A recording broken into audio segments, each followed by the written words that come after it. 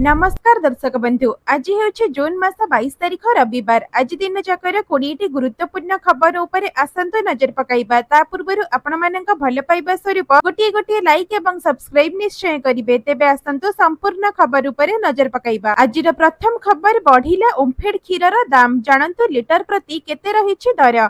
ओमफेड क्षीर दर बढ़ी जाइछि। खाउटी माने लिटर पिछा 52 टंका देउथिला बेले एबे 54 टंका देबे। आज ठारू ओमफेड क्षीर लिटर प्रति दाम वृद्धि पाइछि एवं बजार को आसीछि ओमफेड रो नुआ दर। प्रीमियम एवं टोन्ड क्षीर लिटर 2 टंका वृद्धि पाइथिबा बेले गोल्स क्षीर लिटर प्रति 4 टंका वृद्धि पाइछि। वास्तव में विश्व दुग्ध दिवस पालन अवसर रे क्षीर मूल्य बढ़िबो बोली कुहा जाइथिला, किंतु सेते बेले एहा बढ़ी नथिला। मुख्यमंत्री सेते बेले कहिथिले जे क्षीर लिटर पिछा 4 टंका बढ़ा जाउछि, किंतु खाउटी मानक उपरे एही वर्धित दर लदी दिया जिबो नाही। एथिरे 2 टंका सरकार बहन करिवे, किंतु एबे खाउटी माने लिटर पिछा अधिक 2 टंका देई क्षीर किनिबे। तेबे सेते बेले ओमफेड रो परिचालना निर्देशक विजय अमृत कुलांगे सूचना देई कहिथिले जे एही वर्धित दर तत्काल लागू हेबो नाही। ओमफेड रो समस्त समन्वय समिति एवं कमिटी रो बैठक परे आवश्यकता को नजर रे रखी क्षीर दर वृद्धि हेबो बोली ओमफेड रो परिचालना निर्देशक विजय अमृत कुलांगे ए नहीं सूचना देइथिले। परवर्ती खबर पीएम पोषण योजना। छात्र छात्रींक पई पुष्टिकर खाद्य एवं रंधन खर्च रे हेला वृद्धि। केंद्र एवं राज्य सरकारक मिलित सहयोग रे चलीथिबा पीएम पोषण योजना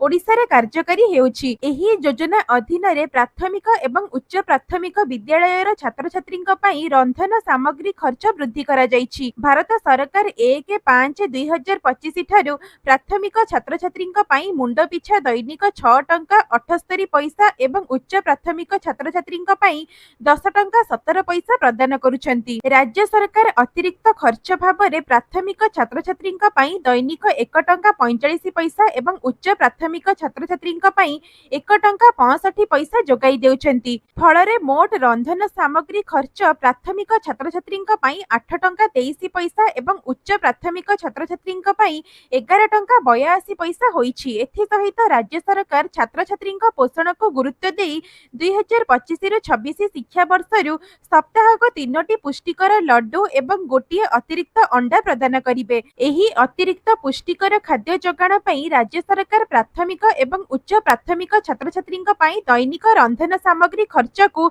2 टंका 92 पैसा वृद्धि करिसेंती। फଳରେ संशोधित मूल्य अनुसार प्राथमिक छात्र छात्रींक पई मुंड पिछा दैनिक 11 टंका 15 पैसा एवं उच्च प्राथमिक छात्र छात्रींक पई 14 टंका 74 पैसा रंधन सामग्री खर्च बाबदरे खर्च करा जिवो। परवर्ती खबर आगको आसुछि महाप्रभुंक घोष यात्रा। हईजा स्थिति को नहीं समीक्षा बैठक करिवे मुख्यमंत्री। राज्य रे डराउछि हईजा स्थिति। दिन को दिन बढ़ी बढ़ी चलीछि आक्रांतक संख्या। एहारी भितरे पाखई आसुछि महाप्रभुंक घोष यात्रा। एते बड़ पर्व रे लक्ष लक्ष भक्तंक समागम हेबो। एपटे विभिन्न जिल्ला रे एबे भी झाड़ा बांती रे आक्रांत हेउछन्ती लोके। राज्य रे डायरिया स्थिति को नहीं स्वास्थ्य विभाग सह आलोचना करिसेंती मुख्यमंत्री। सेपटे कटक जिला महांगा ब्लॉक रे आउ एक डायरिया मृत्यु नहीं आसीछि अभियोग। अन्यपटे जाजपुर रोड रे व्यापीथिबा झाड़ा बांती स्थिति रे धीरे धीरे सुधार आसिलानी। तथापि हॉस्पिटल को आसुछन्ती नुआ आक्रांत। झाड़ा बांती को नियंत्रण को आनिबाकू प्रशासन पक्षरु उद्यम जारी रहिछि। प्राय सबु प्रभावित अंचल को स्वतंत्र स्वास्थ्य टीम जाई स्थिति अनुध्यान करिबा सह लोकंको सचेतन करुछन्ती। आक्रांतक संख्या बढ़ुथिबा बेले डायरिया स्थितिर समीक्षा करिसेंती मुख्य शासन सचिव। समीक्षार जणा पड़िछि जे परीक्षा पई जाइथिबा नमूनार 10% केवल कलेरा जीवाणु चिन्हट होइछन्ती। ए नै 5टी जिल्ला नुहे 25टी जिल्ला को अलर्ट रहिबा पई कुहा जाइछि। तेबे हॉस्पिटल गुड़ी को सजग रखिबा पई निर्देश दिया जाइछि। परवर्ती खबर खूब शीघ्र विद्यालय कार्यक्रम रे जोग को कराजिबा शामिल कहिले मुख्यमंत्री। जून 21 रे अंतर्जातीय जोग दिवस अवसर रे जोग करिसेंती मुख्यमंत्री मोहन चरण माझी। कलिंग स्टेडियम रे मुख्यमंत्री उपमुख्यमंत्री समेत अन्य मंत्री माने भी शामिल थिले। एही अवसर रे मुख्यमंत्री फिट रहिबार मंत्र बांटिबा सह कहिसेंती युवक माने हेउछन्ती परिवर्तनर आलोक वर्षिका। पिलेठारु ବୟସ୍କ ସଭିଏ ଯୋଗ କରିବା ଦରକାର। ଯୋଗ ଏକାଗ୍ରତା ଏବଂ ସ୍ଥିରତା ଆଣିବା ସହ ମଣିଷକୁ ଚାପମୁକ୍ତ ରଖେ। ତେବେ ଖୁବ୍ ଶୀଘ୍ର ବିଦ୍ୟାଳୟ କାର୍ଯ୍ୟକ୍ରମରେ ଯୋଗକୁ ସାମିଲ କରାଯିବ ବୋଲି କହିଛନ୍ତି ମୁଖ୍ୟମନ୍ତ୍ରୀ। ସେ ଆହୁରି ମଧ୍ୟ କହିଛନ୍ତି ଯେ ଯୋଗକୁ ବିଶ୍ୱବ୍ୟାପୀ ପ୍ରଚାର ପ୍ରସାର କରିବାରେ ପ୍ରଧାନମନ୍ତ୍ରୀଙ୍କ ଗୁରୁତ୍ୱପୂର୍ଣ୍ଣ ଭୂମିକା ରହିଛି। ସୁସ୍ଥ ଓଡ଼ିଶା ଗଠନ କରିବାରେ ଯୋଗ ସହାୟକ ହେବ। ଏହି ଅବସରରେ ଉଚ୍ଚଶିକ୍ଷା ଓ ଓଡ଼ିଆ ଭାଷା ସାହିତ୍ୟ ଏବଂ ସଂସ୍କୃତି ମନ୍ତ୍ରୀ ମଧ୍ୟ ଯୋଗ ଦେଇଥିଲେ। ପରବର୍ତ୍ତୀ ଖବର ଆସନ୍ତା 24ରୁ ରାଜ୍ୟରେ ବଢିବ ବର୍ଷା। ବିଜୁଳି ଘଡଘଡି ନେଇ 11ଟି ଜିଲ୍ଲାକୁ ୟେଲୋ ୱାର୍ଣ୍ଣିଂ ଜାରି କରିଛି ପାଣିପାଗ ବିଭାଗ। ରାଜ୍ୟରେ ଆସନ୍ତା 24ରୁ ବଢିବ ବର୍ଷା। ଆସନ୍ତା 3 ଦିନ ବିଜୁଳି ଘଡଘଡି ସହ କାଁ ଭାଁ ବର୍ଷା ହୋଇପାରେ। ଉତ୍ତର ଓଡ଼ିଶାର କିଛି ସ୍ଥାନରେ ବିଜୁଳି ଘଡଘଡି ସହ 30ରୁ 40 କିଲୋମିଟର ବେଗରେ ପବନ ବହିବ। ଆଜି ବିଜୁଳି ଘଡଘଡି ନେଇ 11ଟି ଜିଲ୍ଲାକୁ ୟେଲୋ ୱାର୍ଣ୍ଣିଂ ଜାରି କରିଛି ପାଣିପାଗ ବିଭାଗ। କାଲି ପାଇଁ ମଧ୍ୟ 17ଟି ଜିଲ୍ଲାକୁ ୟେଲୋ ଆଲର୍ଟ ଜାରି ହୋଇଛି। କିନ୍ତୁ 24ରୁ ବର୍ଷାର ପରିମାଣ ବଢିବା ସହ ରାଜ୍ୟର ଅନେକ ସ୍ଥାନରେ ବର୍ଷା ହେବ। ଉତ୍ତର ଓଡ଼ିଶାର କିଛି ସ୍ଥାନରେ ପ୍ରବଳ ବର୍ଷା ହେବାର ଆଶଙ୍କା ରହିଛି। 24ରେ ପ୍ରବଳ ବର୍ଷା ନେଇ 5ଟି ଜିଲ୍ଲାକୁ ୟେଲୋ ୱାର୍ଣ୍ଣିଂ ଜାରି କରିଛି ପାଣିପାଗ ବିଭାଗ। ସେପଟେ ପୂର୍ବ ଏବଂ ମଧ୍ୟ ଭାରତରେ ପ୍ରବଳ ବର୍ଷାର ସମ୍ଭାବନା ରହିଛି। କାଲିଠୁ 25 ତାରିଖ ଯାଏ ପ୍ରବଳ ବର୍ଷା ନେଇ ଝାଡଖଣ୍ଡକୁ ଆଲର୍ଟ ଜାରି କରିଛି ପାଣିପାଗ ବିଭାଗ। ମଧ୍ୟପ୍ରଦେଶ, ପଶ୍ଚିମବଙ୍ଗ, ସିକିମ ଏବଂ ବିହାରରେ ମଧ୍ୟ ପ୍ରବଳ ବର୍ଷା ନେଇ ଆଲର୍ଟ ଜାରି କରାଯାଇଛି। ପରବର୍ତ୍ତୀ ଖବର ମିଟ୍ର ବଡ଼ ଖୁଲାସା। ମଣିଷକୁ ମୂର୍ଖ କରିବାରେ ଲାଗିଛି ଚାଟ୍ ଜିପିଟି। ଦିନକୁ ଦିନ ଏଆଇ ଉପରେ ନିର୍ଭରଶୀଳ ହେଉଛି ସାରା ବିଶ୍ୱ। ଚାଟ୍ ଜିପିଟି ଭଳି କିଛି ଏଆଇ ଆପ୍ ମଣିଷକୁ ଦିନକୁ ଦିନ ଅକାମୀ କରିବାରେ ଲାଗିଛି। ମଣିଷର ବୁଦ୍ଧି ଏବଂ ଜ୍ଞାନ କମିବାରେ ଲାଗିଛି। ଏବେ ପ୍ରତିଟି କାମ ପାଇଁ ଲୋକେ ଏଆଇ ଉପରେ ନିର୍ଭର କରୁଛନ୍ତି। ତେବେ ମିଟ୍ର ଷ୍ଟଡି ପକ୍ଷରୁ ଆଶ୍ଚର୍ଯ୍ୟଜନକ ତଥ୍ୟ ପ୍ରକାଶ ପାଇଛି। ଚାଟ୍ ଜିପିଟି ଭଳି ଏଆଇ ଆପ୍ ଗୁଡ଼ିକ ଛାତ୍ରଛାତ୍ରୀଙ୍କ ଜ୍ଞାନର କ୍ଷମତାକୁ ହ୍ରାସ କରୁଛି।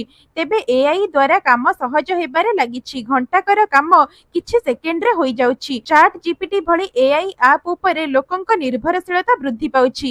ତେବେ ଏହି ଏଆଇ ଉପକରଣ ଛାତ୍ରଛାତ୍ରୀମାନଙ୍କୁ ମୂର୍ଖ କରିବାରେ ଲାଗିଛି। ପରବର୍ତ୍ତୀ ଖବର ସଡ଼କ ସୁରକ୍ଷାକୁ ଉନ୍ନତ କରିବାକୁ କେନ୍ଦ୍ର ସରକାରଙ୍କ ନିଷ୍ପତ୍ତି। 2026 ଜାନୁଆରୀରୁ ଲାଗୁ କରାଯିବ ଏହି ବ୍ୟବସ୍ଥା। ସଡ଼କ ସୁରକ୍ଷାକୁ ଉନ୍ନତ କରିବାକୁ କେନ୍ଦ୍ର ସରକାରଙ୍କ ଗୁରୁତ୍ୱପୂର୍ଣ୍ଣ ନିଷ୍ପତ୍ତି ନେଇଛନ୍ତି। ଦେଶରେ ବିକ୍ରି ହେଉଥିବା ସମସ୍ତ ନୂତନ 2 ଚକିଆ ଯାନରେ ଆଣ୍ଟି ଲକ୍ ବ୍ରେକିଂ ସିଷ୍ଟମ ବା ଏବିଏସ୍ ଉପଲବ୍ଧ ହେବ। 2026 ଜାନୁଆରୀ ଠାରୁ ଏହି ବ୍ୟବସ୍ଥା ଲାଗୁ କରାଯିବ। 2 ଚକିଆ ଯାନର ସମସ୍ତ କମ୍ପାନୀକୁ ଏହା ବାଧ୍ୟତାମୂଳକ କରାଯାଇଛି। ସେମାନଙ୍କ ଇଞ୍ଜିନ ସକ୍ଷମ ହେଉ କି ନ ହେଉ ଏହି ବ୍ୟବସ୍ଥା କରିବାକୁ ସବୁ 2 ହ୍ୱିଲର କମ୍ପାନୀ ବାଧ୍ୟତାମୂଳକ କରାଯାଇଛି। କେବଳ ଏତିକି ନୁହେଁ, 2 ହ୍ୱିଲର ବିକ୍ରି ସମୟରେ ଡିଲର ମାନେ 2ଟି ହେଲମେଟ ଯୋଗାଇ ଦେବାକୁ ମଧ୍ୟ ବାଧ୍ୟତାମୂଳକ କରିବାକୁ ଯୋଜନା କରୁଛନ୍ତି ସରକାର। 2 ଚକିଆ ଯାନ ଦୁର୍ଘଟଣାରେ ମୃତ୍ୟୁ ଏବଂ ଆହତଙ୍କ ସଂଖ୍ୟା ହ୍ରାସ କରିବା ପାଇଁ ଏହି ନିଷ୍ପତ୍ତି ନିଆଯାଇଛି। ତେବେ ଏପର୍ଯ୍ୟନ୍ତ ଏହି ନିୟମ କେବଳ 150 ସିସିରୁ ଅଧିକ 2 ହ୍ୱିଲର ଉପରେ ଲାଗୁ ହେଉଥିଲା। କିନ୍ତୁ ଏବେ 2026 ଠାରୁ ଏହା ପ୍ରତ୍ୟେକ ବାଇକ୍ ଏବଂ ସ୍କୁଟରରେ ଲାଗୁ ହେବ। ପରବର୍ତ୍ତୀ ଖବର ପୁଣି 270 ଟଙ୍କା ବୃଦ୍ଧି ହେଲା ସୁନା ଦର। ଜାଣନ୍ତୁ କେତେ କ୍ୟାରେଟ ସୁନା ପାଇଁ କେତେ ରହିଛି ଦର। ଦେଶ ଏବଂ ରାଜ୍ୟରେ ଜାରି ହୋଇଛି ସୁନା ଏବଂ ରୂପାର ନୂଆ ଦର। ପ୍ରତିଦିନ ସୁନା ଏବଂ ରୂପାର ଦର ନିର୍ଦ୍ଧାରଣ କରାଯାଇଥାଏ। କେଉଁ ଦିନ ଦର କମିଥାଏ ତ କେବେ ବଢିଥାଏ, ଆଉ କେବେ ପୁଣି ସମାନ ରହିଥାଏ। ସୁନା କିଣିବାକୁ ଯାଉଥିଲେ ନଜର ପକାନ୍ତୁ ଆଜି ଓଡ଼ିଶା ସମେତ ଦେଶର ପ୍ରମୁଖ ସହର ମାନଙ୍କରେ କେତେ ରହିଛି ସୁନା ଦର। ଆଜି 270 ଟଙ୍କା ସୁନା ଦର ବୃଦ୍ଧି ହୋଇଛି। ଆଜି ଭାରତୀୟ ବଜାରରେ 24 କ୍ୟାରେଟ ସୁନା 1,750,000 ଟଙ୍କା ରହିଛି। ସେହିପରି 22 କ୍ୟାରେଟ ସୁନା ଦର 92,350 ଟଙ୍କାକୁ ଛୁଇଁଛି। ସେହିପରି ରାଜଧାନୀ ଭୁବନେଶ୍ୱରରେ 24 କ୍ୟାରେଟ ସୁନା ମୂଲ୍ୟ 10 ଗ୍ରାମ ପିଛା 1,750,000 ଟଙ୍କା ଥିବା ବେଳେ 22 କ୍ୟାରେଟ ସୁନାର ମୂଲ୍ୟ 92,350 ଟଙ୍କାକୁ ପହଞ୍ଚିଛି। ସେହିପରି ମୁମ୍ବାଇରେ 24 କ୍ୟାରେଟର ମୂଲ୍ୟ 1,750,000 ଟଙ୍କା ଏବଂ 22 କ୍ୟାରେଟର ମୂଲ୍ୟ 92,350 ଟଙ୍କା ରହିଛି। ନୂଆଦିଲ୍ଲୀରେ 24 କ୍ୟାରେଟର ମୂଲ୍ୟ 1,09,000 ଟଙ୍କା ଏବଂ 22 କ୍ୟାରେଟର ମୂଲ୍ୟ 92,500 ଟଙ୍କା ରହିଛି। ସେହିଭଳି ଦକ୍ଷିଣ ଭାରତର ପ୍ରମୁଖ ସହର ଚେନ୍ନାଇରେ 24 କ୍ୟାରେଟର ମୂଲ୍ୟ 1,750,000 ଟଙ୍କା ରହିଥିବା ବେଳେ 22 କ୍ୟାରେଟର ମୂଲ୍ୟ 92,350 ଟଙ୍କା ରହିଛି। ତେବେ ଯଦି ଆପଣ ସୁନାର ଶୁଦ୍ଧତା ଯାଞ୍ଚ କରିବାକୁ ଚାହୁଁଛନ୍ତି ଆପଣ BIS କେୟାର ଆପ୍ଲିକେସନ ମାଧ୍ୟମରେ ଯାଞ୍ଚ କରିପାରିବେ। ପରବର୍ତ୍ତୀ ଖବର କ୍ରୁଟକୁ 100 ନୂଆ ଇଲେକ୍ଟ୍ରିକ ବସ୍। 21 ଜୁନରୁ 8ଟି ନୂଆ ରୁଟ୍ରେ ଆମ ବସ୍ ସେବା। ଓଡ଼ିଶାରେ ସହଜ ଏବଂ ସୁଲଭ ସାର୍ବଜନୀନ ପରିବହନ ସେବା ଯୋଗାଇ ଦେଉଥିବା କ୍ୟାପିଟାଲ ରିଜିନ୍ ଅର୍ବାନ ट्रांसपोर्ट बा क्रूट अधीन प्रधानमंत्री नरेंद्र मोदी 100टी इलेक्ट्रिक बस बा ई बस उद्घाटन करिसेंती। एही 100टी ई बस रो योगदान सहित क्रूट भुवनेश्वर एवं कटक जोड़ा सहर रे 8टी नुआ रूट रे आम बस सेवा आरंभ करिछि। एही पदक्षेप भुवनेश्वर कटक एवं पुरी अंचल रे सार्वजनिक परिवहन को अधिक सुगम एवं परिवेश अनुकूल करिब, जहा ओडिशार शहरी गतिशीलता को नुआ उच्चता देव बोली आशा करा जाउछि। परवर्ती खबर 1600 कोटी पासवर्ड लीक नहीं गूगल रो चेतावनी। जदि आपण लैपटॉप स्मार्टफोन जीमेल बा कोनोसी सोशल मीडिया रा व्यवहार करूछंती तेबे एही खबर आपणक पई गुरुत्वपूर्ण। वर्तमान एपरी एक रिपोर्ट सामना को आसीछि जेउथिरे कोटी कोटी यूजर्स को ईमेल एवं पासवर्ड लीक होई जाइछि। रिपोर्ट मुताबक 1600 कोटी यूजर्स का पासवर्ड इंटरनेट रे लीक होइछि। पासवर्ड लीक को नै गूगल यूजर्स को तुरंत पासवर्ड परिवर्तन करिवार परामर्श दैछि। एथिसह कंपनी यूजर्स को टू फैक्टर ऑथेंटिकेशन को एक्टिव करिबा लागि मध्ये कुहा जाइछि। जदि आपण अधिक प्रोटेक्शन चाहुछंती तेबे एथि पई गूगल पास की फीचर को अपनाई परिबार परामर्श दैछि। पास की फीचर फिशिंग अटैक को रोकिबारे सहाय्य करिथाय। जदि आपण एप्पल, फेसबुक, गूगल बा टेलीग्राम व्यवहार करूछंती तेबे आपणको संगे संगे निजर पासवर्ड परिवर्तन करिबा आवश्यक।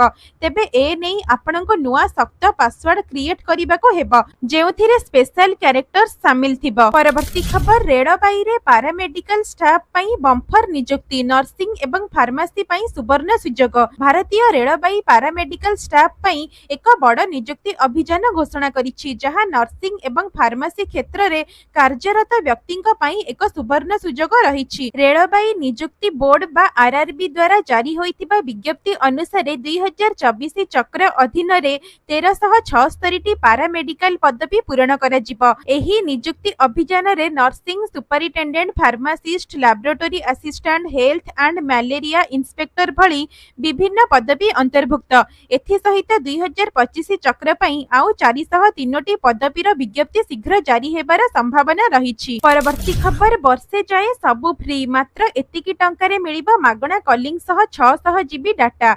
भारत संचार निगम लिमिटेड बा बीएसएनएल एक नुआ वार्षिक रिचार्ज प्लान लॉन्च करिछि, जहा जियो एवं एयरटेल भली प्रतिद्वंदी कंपनी को कड़ा टक्कर देब। मात्र 1999 टंकारे एही प्लान रे ग्राहक माने 365 दिनर वैधता सहित 600 जीबी हाई स्पीड डाटा, असीमित कॉलिंग एवं अन्यान्य सुविधा पाई परिबे। बीएसएनएल रो एही योजना रे किछि अतिरिक्त सुविधा मध्ये पाई परिबे, जेपरि कि एथिरे आपण मागणा कलर ट्यून व्यवहार करि परिबे एवं जिंग ऐप व्यवहार करि परिबे। एही योजना रे आपण दैनिक 100 टी एसएमएस मध्ये मागणा रे पाइबे। सामग्रिक भाबरे एही योजना एते कम मूल्य रे दीर्घ वैधता सहित बहुत आश्चर्यजनक सुविधा पाइबे। परवर्ती खबर जुलाई 1 रो लागू हेबो नुआ नियम। बिना आधार कार्ड रे तयारी होई परिबो नाही पैन कार्ड। जुलाई 1 रो एक नुआ नियम लागू हेबाको जाउछि। एबे पैन कार्ड पई आवेदन करिबा पई आधार कार्ड बाध्यतामूलक हेबो। सरकार एही पदक्षेप नेइछन्ति, जहा द्वारा टिकस व्यवस्था को अधिक मजबूत करा जाई परिबो एवं ठकेई को रोका जाई परिबो। एही नुआ नियम अनुसायी जदि आपणकर आधार कार्ड नाही तेबे आपण पैन कार्ड पई आवेदन करि परिबे नाही। तेणु जेउ मानकर एपर्यंत आधार कार्ड नाही सेमाननको यथाशीघ्र एहाको तयारी करिबाको पड़िबो।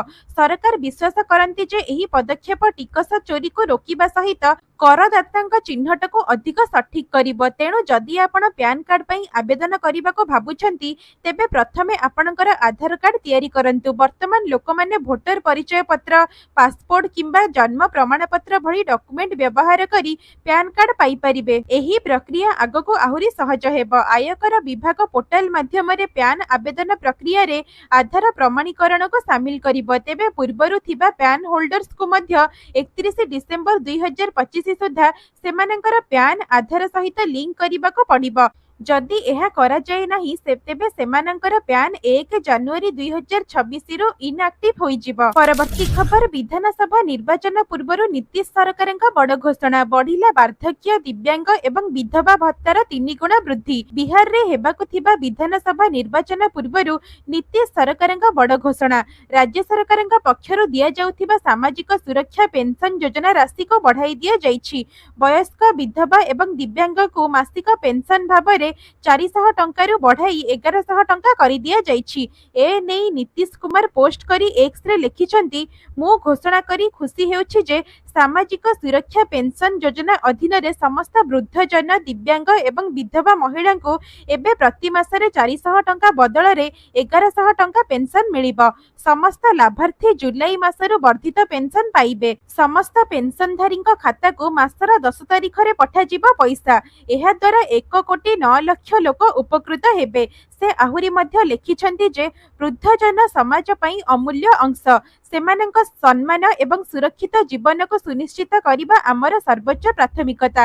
ତେବେ ଏ ନେଇ ରାଜ୍ୟ ସରକାର ଏହି ଦିଗରେ ଲଗାତାର ପ୍ରୟାସ କରୁଛନ୍ତି ଏବଂ ଅଂଶଗ୍ରହଣ କରୁଛନ୍ତି ବୋଲି ସୂଚନା ମିଳିଛି। ପରବର୍ତ୍ତୀ ଖବର, ରଥଯାତ୍ରା ବର୍ଷାରେ ଭିଜିବାର ସମ୍ଭାବନା। ଜୁନ 27 ପର୍ଯ୍ୟନ୍ତ ଓଡ଼ିଶାରେ ବର୍ଷାର ପୂର୍ବାନୁମାନ।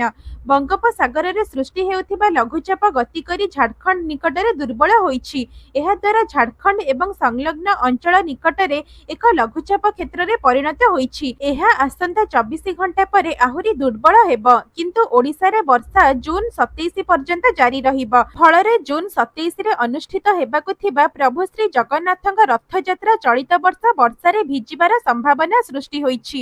ଆଇଏମଡି ଅନୁଯାୟୀ ଓଡ଼ିଶାରେ ବର୍ଷା 27 ଜୁନ ପର୍ଯ୍ୟନ୍ତ ଜାରି ରହିବାର ସମ୍ଭାବନା ଅଛି। ରାଜ୍ୟରେ କମରୁ ମଧ୍ୟମ ବର୍ଷା ଜାରି ରହିବ। ମୟୂରଭଞ୍ଜ, କେନ୍ଦୁଝର, ସୁନ୍ଦରଗଡ଼ ଏବଂ ଝାରସୁଗୁଡ଼ାରେ ଝଡ଼ ବର୍ଷା ତଥା ବଜ୍ରପାତ ହେବାର ସମ୍ଭାବନା ରହିଛି।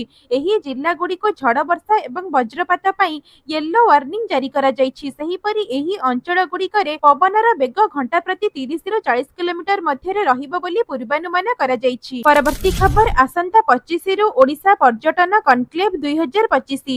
ଓଡ଼ିଶା ହୋଟେଲ ଏବଂ ରେଷ୍ଟୁରାଣ୍ଟ ସଂଘ ବା ହାରୋ ପକ୍ଷରୁ ଜୁନ 25 ତାରିଖରୁ ଭୁବନେଶ୍ୱରରେ ଆୟୋଜିତ ହେବାକୁ ଯାଉଛି ଓଡ଼ିଶା ପର୍ଯ୍ୟଟନ କନକ୍ଲେଭ 2025। ଓଡ଼ିଶା ପର୍ଯ୍ୟଟନ କନକ୍ଲେଭରେ ପର୍ଯ୍ୟଟନ ଏବଂ ଶିଳ୍ପ ଜଗତର ଖ୍ୟାତନାମା ବ୍ୟକ୍ତିବିଶେଷ, ପ୍ରଶାସକ ଏବଂ ସରକାରୀ ଅଧିକାରୀ ପ୍ରମୁଖ ଯୋଗଦେଇ ନିଜ ନିଜ ମତ ରଖିବେ। ଭିତ୍ତିଭୂମି ବିକାଶ, ପର୍ଯ୍ୟଟନ ସ୍ଥଳରେ ହୋଟେଲ ନିର୍ମାଣ, ବିଦେଶୀ ପର୍ଯ୍ୟଟକଙ୍କୁ ଆକୃଷ୍ଟ କରିବା ଏବଂ ଓଡ଼ିଶାରେ ପର୍ଯ୍ୟଟନ ଶିଳ୍ପ ବିକାଶ ନେଇ ଏହି କନକ୍ଲେଭରେ ଆଲୋଚନା ହେବ। ଏଥିସହିତ 21 ଦିନିଆ ଟୁର ବ୍ୟବସ୍ଥା ମଧ୍ୟ ସ୍ଥାନ ପାଇବ। ପରବର୍ତ୍ତୀ ଖବର, ଅହମ୍ମଦାବାଦ ପ୍ଲେନ କ୍ରାଶରେ ଡିଜିସିଏର କଡ଼ା କାର୍ଯ୍ୟାନୁଷ୍ଠାନ, 3 ଅଧିକାରୀ ବହିଷ୍କୃତ। ବିମାନ ଦୁର୍ଘଟଣାରେ ଶତାଧିକ ଲୋକଙ୍କର ଜୀବନ ଯିବା ପରେ ଏବେ ଏୟାର ଇଣ୍ଡିଆକୁ ତାଗିଦ କରିଛି ବେସାମରିକ ବିମାନ ଚଳାଚଳ ନିର୍ଦ୍ଦେଶାଳୟ ବା ଡିଜିସିଏ। ଏୟାର ଇଣ୍ଡିଆକୁ ଡିଜିସିଏ ଏକ କଡ଼ା ନିର୍ଦ୍ଦେଶ ଜାରି କରି ଏହାର 3 ଜଣ ପ୍ରମୁଖ ଅଧିକାରୀଙ୍କୁ ଦାୟିତ୍ୱରୁ ହଟାଇବା ପାଇଁ ନିର୍ଦ୍ଦେଶ ଦେଇଛି। ସେହି ଅଧିକାରୀମାନେ ହେଉଛନ୍ତି ଡିଭିଜନାଲ ଭାଇସ୍ ପ୍ରେସିଡେଣ୍ଟ ଚୁହର ସିଂ, ମୁଖ୍ୟ ପରିଚାଳିକା ପିଙ୍କି ମିତ୍ତଲ ଏବଂ କର୍ମଚାରୀ ସୂଚୀକରଣ ଯୋଜନା ଅଧିକାରୀ ପାୟଲ ଅରୋରା। 20 ଜୁନ ତାରିଖରେ ଡିଜିସିଏ ବର୍ତ୍ତମାନ ଏୟାର ଇଣ୍ଡିଆକୁ ନିର୍ଦ୍ଦେଶ ଦେଇଛନ୍ତି ଯେ ନାମିତ ଅଧିକାରୀମାନଙ୍କୁ ସେମାନଙ୍କ ବର୍ତ୍ତମାନ କାର୍ଯ୍ୟକ୍ଷମ ଭୂମିକାରୁ ତୁରନ୍ତ ବହିଷ୍କାର କରନ୍ତୁ।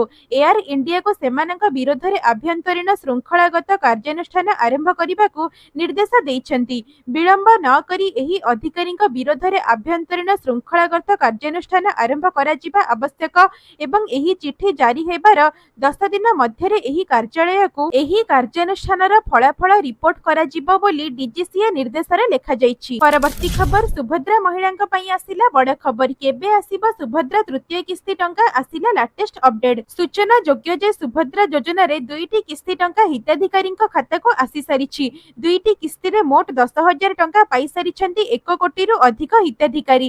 ସମସ୍ତ ଯୋଗ୍ୟ ହିତାଧିକାରୀଙ୍କ ନିକଟରେ ଯେଭଳି ଭାବରେ ସୁଭଦ୍ରା ଟଙ୍କା ପହଞ୍ଚିବ ସେ ନେଇ ଯୋଜନାକୁ ତ୍ୱରାନ୍ୱିତ କରିବାକୁ ଲଗାତାର ଭାବରେ ପ୍ରୟାସ କରୁଛନ୍ତି ସରକାର।